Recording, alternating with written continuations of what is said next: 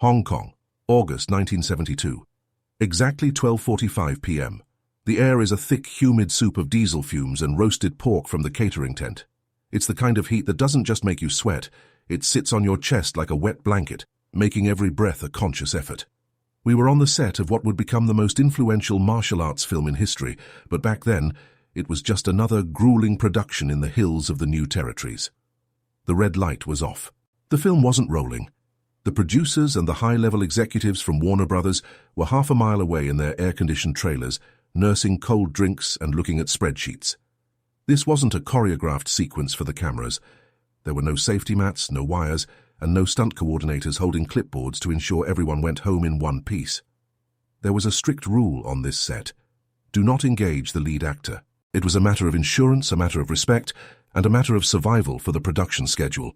But as I've learned over 30 years in the shadows of this industry, some men find it impossible to follow rules when their ego is at stake. The story you're about to hear is the one the studio legal team spent 40 years trying to keep out of the official biographies. It's a story that lives in the memories of the men who were holding the boom mics and the heavy Panavision cameras when the stars thought no one was watching. I don't deal in the polished PR versions of these events. I deal in the accounts of the guys who saw the dirt fly. It started exactly 20 minutes into a standard lunch break. To understand why it happened, you have to understand the atmosphere of that set. Bruce Lee was a man caught between two worlds. To the Western world, he was a rising phenomenon, a bridge between cultures. But to the local Hong Kong stunt crews, the men who had spent their lives in the traditional opera schools and the brutal, unregulated gyms of Kowloon, Bruce was something else. He was an outsider. He was westernized. He had taken their sacred, centuries-old arts and stripped them down into something he called Jeet Kune Do. To the traditionalists, he wasn't a master. He was a movie dancer who had forgotten his roots. The tension had been simmering for weeks. The local extras, many of whom had ties to the triads or the various street fighting circuits, would watch from the sidelines with crossed arms. They whispered. They judged. They waited for a moment of weakness. During this rare moment of downtime, Bruce was sitting on a weathered wooden crate near the edge of the dirt clearing. He wasn't surrounded by bodyguards. He wasn't performing for a crowd. He was just a man eating a simple meal of white rice and vegetables from a tin bowl. He looked vulnerable. His guard was seemingly down, his focus entirely on his food, as he prepared for the grueling afternoon session ahead. Enter the man the crew called the Titan. He was a local extra, a powerhouse of a human being with a reputation for devastating leg power. He didn't just practice martial arts for the screen. He was a reputed street fighter who believed that size, aggression, and traditional form could overcome any modern theory. To him, the man sitting on that crate was a fraud who needed to be tested in the oldest, dirtiest language of the streets. The Titan didn't walk up and scream a challenge. That's for the movies. He chose a path that would take him directly past Bruce's crate. As he reached the point of closest contact, he didn't stop. He didn't say a word. In a calculated move of pure, unadulterated disrespect, the Titan dug his lead foot into the dry Hong Kong soil and kicked. A spray of gravel and grey dirt flew through the air, landing directly into Bruce's rice bowl. It wasn't an accident. It was a formal declaration of war. In martial arts culture, spitting in a man's face is one thing, but ruining his meal, his sustenance, is a deep, ancestral insult. It's a way of saying, you don't deserve to be here. The sound of the gravel hitting the tin bowl was like a gunshot in the sudden silence of the set. The catering crew stopped serving. The lighting techs on the scaffolding froze. A veteran cameraman, a man I've known for decades, told me that for 3 seconds the entire world seemed to run out of oxygen. He knew that if a fight broke out, the production and the millions of dollars invested in it would vanish in an instant. If the star got a black eye or a broken rib, the film was dead. The rule of the set was absolute, no private sparring.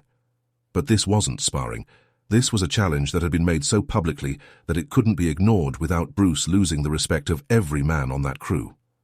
Bruce didn't yell. He didn't jump up and strike a pose. He stayed seated. He looked down at the ruined rice, his face unreadable. He finished a final chew of the food he already had in his mouth, swallowed slowly, and then looked at the Titan's lead foot. The air in the room suddenly felt very thin. The crew, without being told, began to shift. They formed a natural human perimeter, effectively blocking the view from the distant production offices. They became a silent jury, shielding the scene from the eyes of the studio bosses. They wanted to see if the myth was real. The Titan was emboldened by the lack of an immediate explosion. He mistook Bruce's stillness for fear. He squared his shoulders, shifting into a traditional high-guard stance, solid, rooted and heavy. He looked like an oak tree compared to the man sitting on the crate.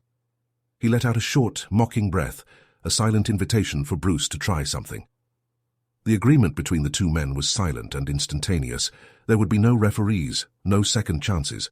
Bruce looked up and spoke in a voice that was barely a whisper, yet it carried to the furthest edge of the circle. He dictated the terms without standing up. He told the man that the encounter had to end before the production manager returned from his trailer. He gave the Titan one chance to walk away. The Titan laughed. It was a short, sharp sound that broke the tension and replaced it with a cold, hard certainty. He wasn't going anywhere. He shifted his weight, preparing to launch a low, bone-breaking kick, the kind of strike he had used to end dozens of fights in the back alleys of Wan Chai. Bruce still hadn't stood up. He remained half-seated, his center of gravity low, his eyes locked on the Titan's midsection. He wasn't looking at the man's face. He was looking at his balance. And that's when the Titan made his final mistake. He saw the opening he wanted. He saw a man sitting on a crate trapped by his own posture. He committed. He swung his leg with the full force of his massive frame, aiming to sweep Bruce off the crate and end the legend right there in the dirt. What the witnesses saw next defied the laws of physics. It was a lesson delivered in the time it takes to blink, and it was the moment everyone on that set realized they weren't watching a movie star. They were watching something else entirely. The Titan's leg was a blur of heavy muscle and focused intent. To the average observer, it looked like a guaranteed hit, a bone-shattering sweep that would have sent any normal man sprawling into the gravel. But Bruce Lee wasn't a normal man, and he certainly wasn't reacting like a movie star. As the Titan's foot whistled through the humid air, Bruce didn't jump. He didn't even stand up. In a move that the veteran cameraman later described as the ghost shift, Bruce simply pivoted his weight on the wooden crate. It was a movement of perhaps 2 inches, a surgical adjustment of the hips that allowed the Titan's kick to pass exactly 1 inch from Bruce's shin. The Titan had committed his entire body weight to that strike. When it met nothing but empty air, the laws of physics took over. His momentum carried him forward, his planted foot sliding on the loose dirt, and he stumbled into a clumsy, overextended lunge. For a split second, the invincible street fighter looked like a beginner who had just lost his balance on a patch of ice. That was the first payoff. The collective gasp from the crew wasn't because of a loud impact or a flashy acrobatic maneuver. It was the lack of one. They had just seen a seated man make a world-class fighter miss by the smallest possible margin. It was a display of spatial awareness that felt supernatural. But then the atmosphere shifted again. Humiliation is a dangerous catalyst for a man whose entire identity is built on being the toughest person in the room. The Titan, hearing the stifled whispers of the lighting crew, felt the sting of public embarrassment. He didn't take the hint. He didn't realize that Bruce had just given him a graceful way out by not counter-attacking.